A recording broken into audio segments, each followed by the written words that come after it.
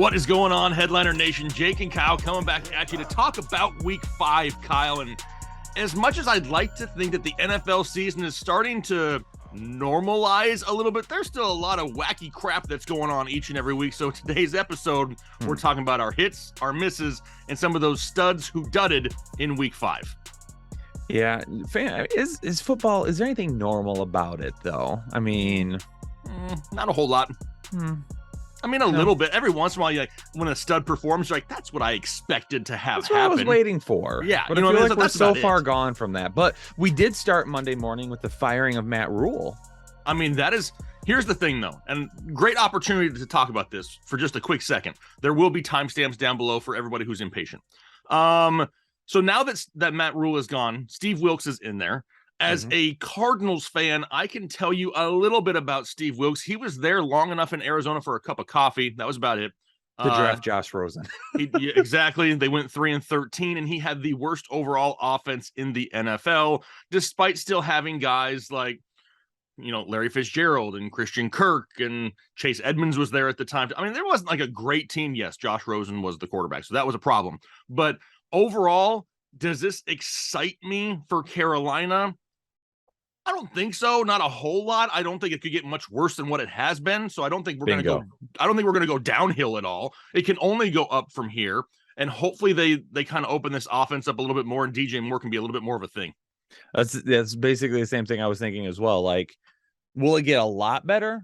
Probably not. Will it get worse though? It can't. Probably not. Probably not. So I mean, for me, DJ Moore, he's still kind of a buy for me right now. I kind of talked about that in my film breakdown for members last week, if you remember and you watched it. And then also I had kind of, said, we saw 11 targets, and I think he saw like 6 or 8 again yesterday. So there's some decent targets, but we'll see what happens. It's not going to get worse. That's for sure. That's right. Can't get much worse. All right, Kyle, let's dive into Week 5 here. Find out what happened. Let's start it off with our studs, our stud players that underperformed quarterback position right here off the top, Justin Herbert and Lamar Jackson. Yep.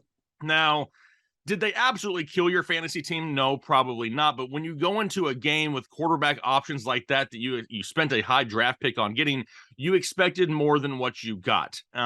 Lamar Jackson still looks pretty freaking good to me. I mean, it's just one of those games last night on Sunday Night Football where he didn't have the excess touchdowns that maybe we're used to. And somewhat. He missed 2 by this much. I'm telling you, there was 2 deep balls that were just barely missed that could have given him a ridiculous week. Are we worried about Justin Herbert or Lamar Jackson? No, not at all. For the running back position, Aaron Jones, James Robinson, Damian Harris, who left with an injury, which is totally sucky because that was a great matchup for him.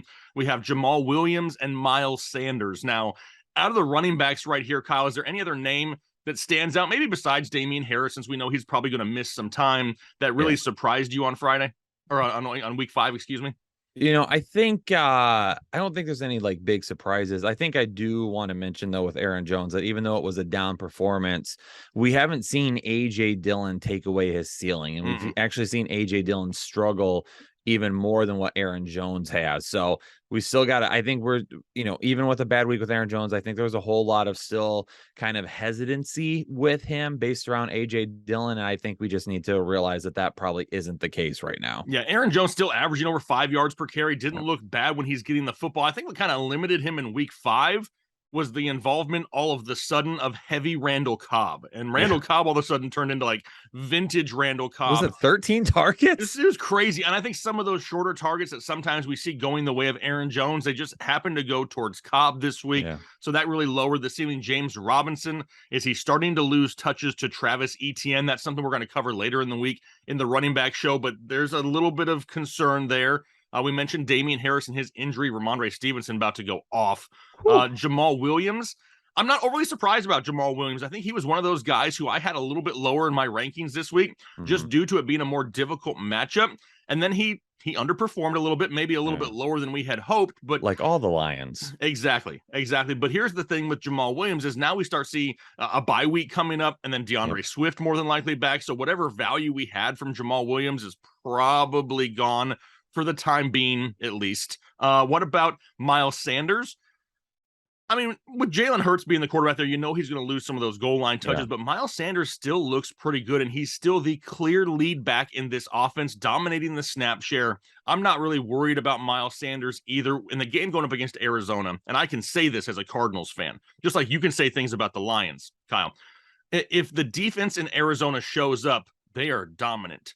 If they're Yeah. not there at all, there's no in between. They are invisible. It just happened to be one of those weeks where the Arizona Cardinals run defense played pretty well against Miles Sanders, but the volume going forward should still be there. I still like Miles Sanders. What about the wide receivers, Kyle? Who kind of dudded for us here in week 5? There was a few. I mean, Michael Pittman, obviously tough matchup. Everybody dudded.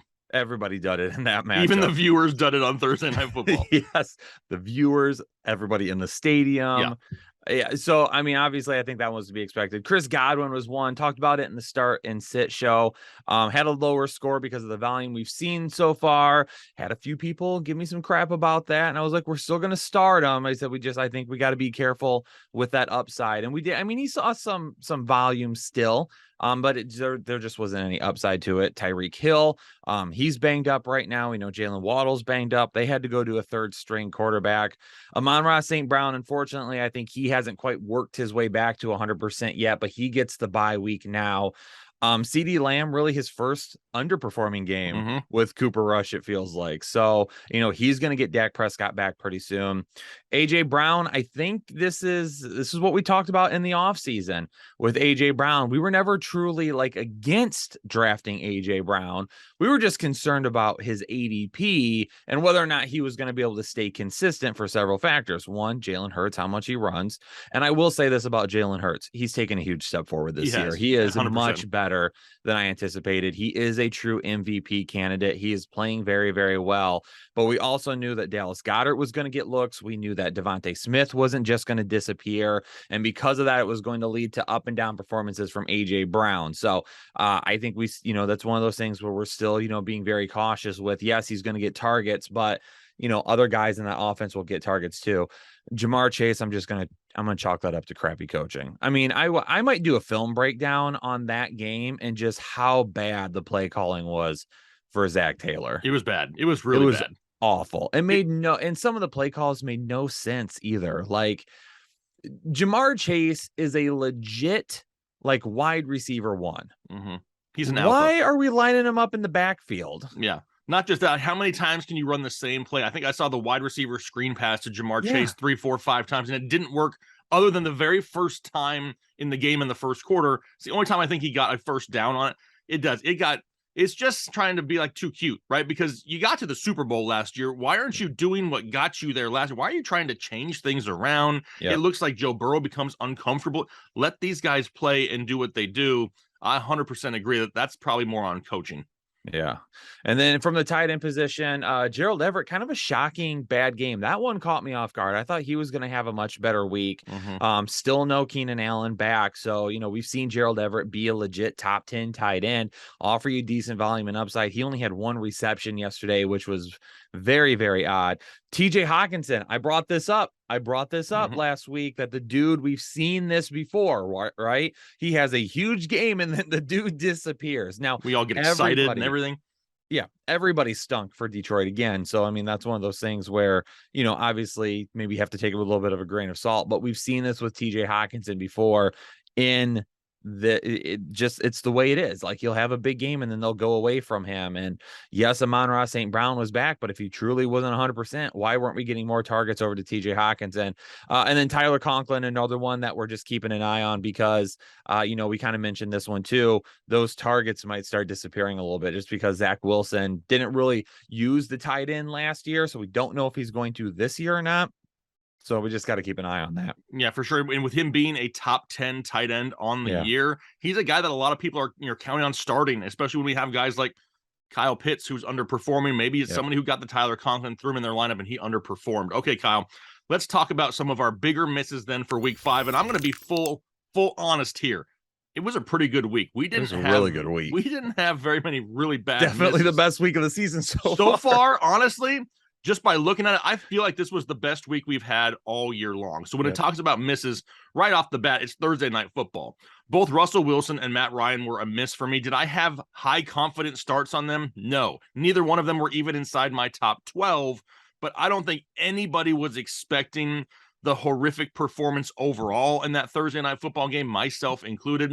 Russell Wilson 2 weeks ago was coming off a quarterback 3 overall performance. He absolutely sucked. Matt Ryan, we know he's not mobile. We know he's just not going to be maybe what he used to be, but the volume is there and he's throwing for over 300 yards a game. Just didn't get the touchdowns. What about Raheem Mostert? Not quite a must start Mostert just yet.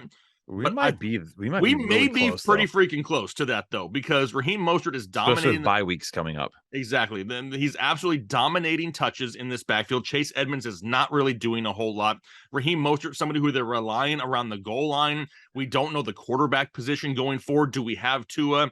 Do we have Teddy B at any time? Or are we stuck with a third stringer? Was it Skylar Thompson? I don't even know the guy's name. I don't even pay attention to him before the game. That's how bad it is. And, it's just like, and there's so many question marks in Miami, and they're really starting to suffer from some of these injuries. Raheem Mostert may be one of the safest options in this offense going forward. Michael Carter, I loved Breece Hall. I told maybe 200,000 people to start Breece Hall last week, and it worked out great. Breece Hall had a great game, but he could have had a freaking amazing game because Michael Carter stole a couple goal line touchdowns. Yeah. That's not what you like to see. He's going to be involved in the offense. Was I expecting the goal line work going to Michael Carter? No. So he was a miss for me because I had him listed as a sit. Tony Pollard had one big play. The backfield of Dallas has just not been great. Tony Pollard popped up on the injury report late in the week. I didn't want to mess with it. He still had himself a solid day. J.K. Dobbins didn't do much of anything. And it wasn't so much that he struggled. He just didn't get a whole lot of touches in that game last night. Lamar going a little bit more down the field. He struggled. So J.K. Dobbins was a miss for me as well.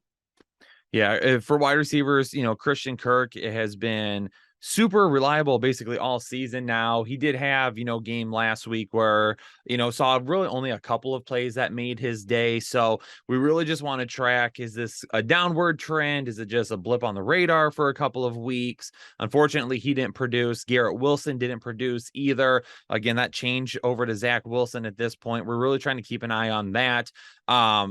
The big playability is still there though for Garrett Wilson. And that's something that he has over Corey Davis and he has over Elijah Moore. So I expect him to bounce back as well. The Doobs. I was not expecting that. Well, it's because we just talked about earlier Randall Cobb going off. Cobb. I mean, a lot of those targets that went towards Cobb, we had kind of earmarked and projected going the way of Romeo Doubs, and it just did not happen last week. I'm still weirded out by how that worked out. Yeah. But that's fantasy football for you. Yeah. I mean, Dobbs was set up for the perfect matchup, and then nope. Not gonna happen. Randall Cobb, baby. Randall Cobb week. And then Brandon Cooks. I mean, Brandon Cooks is a guy, and I mentioned it. The waiver wire video always drops before this one, but we're recording it before it dropped. Just keep an eye. If you haven't watched the waiver wire video yet, I would go watch the wide receiver section because there's an interesting Nico Collins, Brandon Cooks little idea in there that I threw out. And I'm getting really worried about Brandon Cooks. Really worried. I'm a little bit worried because I mean, in Houston, you expect to be trailing and throwing the ball more, and the big play guy there for years has been Brandon Cooks. But now it seems like even though they're trailing at times, they're still running the ball quite a bit with Dameon Pierce, and the big plays just haven't been there consistently to Brandon Cooks. So, yeah, I'm not panicked yet, but I'm starting to wonder if we're going to see anything close to what we've seen in the past. Yeah, targets are there. Volume is there. Production is not. Yep. So, and then moving on to tight end. Hey, my boy Evan Ingram showing up as in this week. He's back. Because I had to sit him because he had one good game 3 weeks ago. And then I said, watch him disappear for a couple of weeks. And he did. And there was no way that I could add him back. Yeah. So he's going to be a miss, but we also had a ton of great hits this week. Lots of them. There's some on here that I'll be honest, I'm pretty proud of. I mean, for both of us that, a lot of people that maybe we had listed as a start or a sit that surprised some people, but ended up actually performing. Kirk Cousins, I had as a start. A lot of people still hate Kirk Cousins. Geno Smith.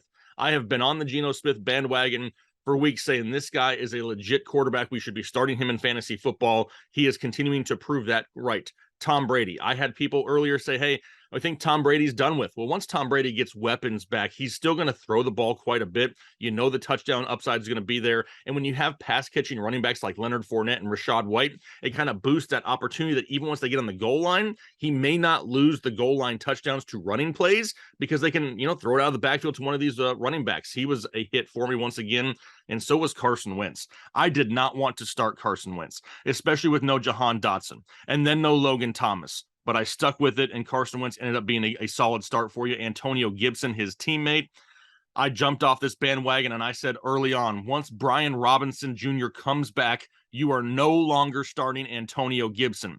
And that is exactly what happened. Even though Brian Robinson had just returned. I mean, this was his first action back after being shot multiple times in the leg just a few weeks ago. Let that sink in for a second. Yeah, exactly. Just let that sink in for just a second. Think about it. Just a second, because when you hear that, and then you see that he had triple the amount of carries in the backfield as Antonio Gibson, that tells me everything I need to know about this backfield. Going forward, Antonio Gibson kind of going to be that gadget guy that you see every once in a while in different spots, but not getting reliable volume. So I had Antonio Gibson as a sit. He ended up with only about 5 fantasy points. Dameon Pierce continues to impress. Ramondre Stevenson had him as a start last week, and I said, in a matchup like this, I don't care about Damian Harris. You have to start Ramondre Stevenson. Even though he benefited from an injury, you can see that the ceiling is going to be there for him. Kareem Hunt we stuck with. Told a lot of people to start Kareem Hunt last week as well.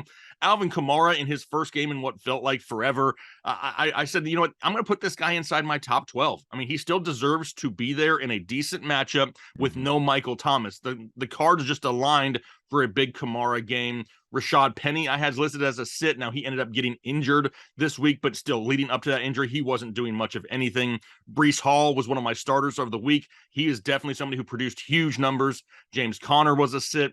Zeke Elliott I continued as a sit. There's just a lot of running backs right now that we're having to sit. Now I wanted to include Najee Harris in here as well, but I took him off the graphic. Don't worry, Taylor, you don't have to add it in. I had him as a fringe start, like the lowest confidence start ever. And I think I ranked him at 24th overall at the position and said, I don't know if I want to start Najee Harris. Najee Harris didn't do anything this week and would have been a hit had I just dropped him 1 point lower. But yeah, he's somebody that I'm worried about going forward as well. Yeah. Wide receiver wise, Gabe Davis. Now I told Jake, I was like, we absolutely have to point Gabe Davis out because this is a prime example as to why you have to watch multiple videos throughout the week to really get the full headliners experience. Because with Gabe Davis, when I did my start and sit show, I put him as a sit. Because at that time, I had read that Isaiah McKenzie should clear the concussion protocol, and I had no idea that Knox was going to be out, and Gabe Davis still looked like the week before he was banged up. As the week went on, Gabe Davis was practicing. He looked good. We find out that Isaiah McKenzie might not end up being out there and ready to go. We find out that Dawson Knox might not be ready to go. So then in the rankings video, I talked about him at the very end and said, I don't have him in the rankings yet because I am waiting to hear on Isaiah McKenzie and Dawson Knox, but this is a guy that is now a start for me, regardless of where I rank him. And then the live shows come up. We find out Knox is going to be gone. We find out McKenzie's going to be gone. And basically every single person that asked us about Gabe Davis, we said, put the man in your lineup. It's Gabe Davis week. Yeah, I'm pretty sure just in the 2 live streams alone, Saturday night, Sunday morning, we probably said Gabe Davis's name 100+ times to people because we were like, we are not sitting Gabe Davis for anything right now this week in this matchup against that secondary. Yep. Allen Lazard, even though it was Randall Cobb week, Allen Lazard scored a touchdown, ended up making him a start. Amari Cooper bounced back and had a really nice game, which is good to see that there. Jacoby Myers, I mean, he's the wide receiver 1 in New England. When he is healthy, he is a guy, especially going up against that Detroit defense, we absolutely needed to have out there. So good to see him back out feeling good. Tyler Lockett with a huge day. Geno Smith really making us regret skipping on Tyler Lockett and DK Metcalf for sure draft season. And they weren't even like, we didn't do anything where we said don't draft him either. Like we weren't like completely off the bandwagon. No, but we just were not like somebody that we're actively wanting to go out there and get. And at that time, too, we didn't know if it was going to be Drew Lock or Geno Smith. So we didn't really know that either. And we couldn't have imagined Geno Smith setting a record for completion percentage to start a season. So, but kudos to him. Great comeback story. I absolutely love it. Tyler Lockett, big fans of him here on the channel. So good to see him having a great day yesterday. DK Metcalf, Tyler Lockett really moving forward are must starts. Like, you got to have him in your lineup. DK almost had a bigger game. He had a touchdown called back on a holding penalty, too. That's true. He could have had an even bigger game. That's true. Josh Reynolds moved him to a start after being very weary of him a couple of weeks ago. This past week saying, all right, yep, definitely no DJ Chark. We got to run him out there. And then even when we knew that Amon-Ra St. Brown was going to be out, we were like, all right, Detroit's offense does pretty decent so far. We probably need to keep him out there. Going to be down to New England. They ended up sucking, but Josh Reynolds had a good day still overall. Not a great day, but a good enough day to be a start. And then at the tight end position, David Njoku, man, it warms my heart to see this man finally produce on a consistent basis. The talent has always been there. That's never been the question. Oh, yeah. Oh, yeah. And he was the guy even before the season. It was like, how can we not like David Njoku? Like, they don't have the pass catching weapons that they've had before. This is an offense that he's going to probably be the number 2 in, possibly, when you look at targets. They re-signed him for a reason. They got rid of Austin Hooper. It took a couple of weeks, but David Njoku season is finally here. And George Kittle, we got to get this man going. Like, we got to get this man going. Yeah. I mean, and here's what's hard about George Kittle is, I mean, 2 weeks ago, he had a touchdown that, I mean, he stepped out by like a manscaped hair. You know what I mean? Like, he just barely missed a touchdown. He had a costly fumble here this past week. And there's just little things here and there that I think once he gets, back into full game speed, we don't see maybe those things happen quite as often. And maybe we can start benefiting from some of those fantasy points. But yeah, George Kittle, I believe you had as a sit, and he ended up not performing. So that was another hit. Here's an interesting tidbit too. Not to throw me a tidbit, Kyle. Little tidbit here. Okay. Everybody out there that said the San Francisco 49ers offense was going to be better with Jimmy G. Like, they're winning. And their defense is absolutely incredible. Their defense is killing it. But for those of you that were like, oh, Deebo Samuel's going to go off now and the running game's going to be better. Overall, it hasn't been. Overall, the team is playing.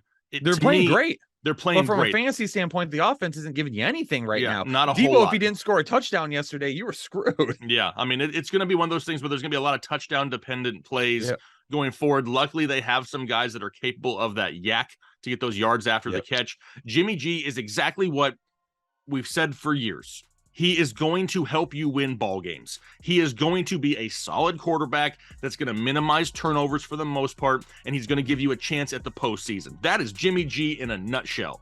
He's just never going to be that guy that's so high volume that we see huge production each and every week from multiple guys. So it's going to be hit and miss. But overall, Kyle, a great week 5. A lot of people we saw in the comment section, on Discord, a lot of members came back to us and said, man, we absolutely killed it this week.